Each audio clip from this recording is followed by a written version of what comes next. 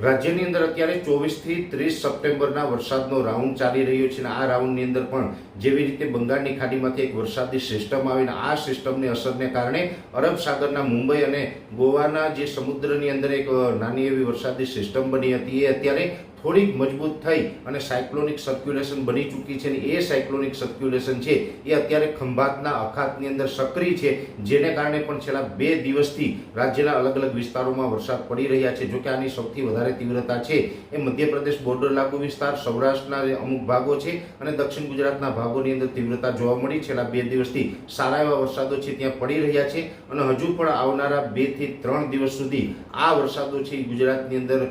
તીવ્રતા વધારે તેવી શક્યતાઓ છે। આ સાયક્લોનિક સર્ક્યુલેશન છે એ આવનારા 12 થી 15 કલાકની અંદર નબળું પડી અને ઉત્તર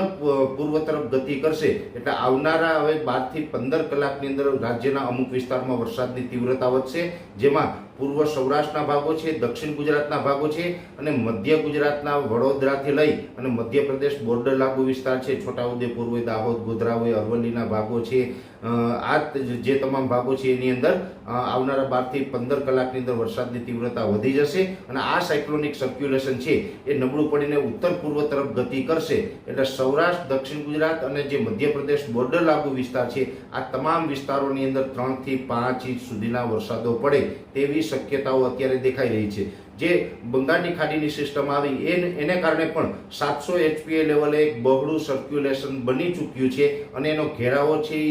સૌરાષ્ટ્ર, દક્ષિણ ગુજરાત અને અરબ સાગર સુધી લંબાઈ રહ્યો છે અને એની સાથોસાથ ખંભાતના અખાતની અંદર એક સાયક્લોનિક સર્ક્યુલેશન છે, એટલે આ બંનેના સહયોગને કારણે આવનારા સમયમાં હજુ પણ વરસાદની તીવ્રતામાં વધારો થાય તેવી શક્યતાઓ અમને દેખાઈ રહી છે।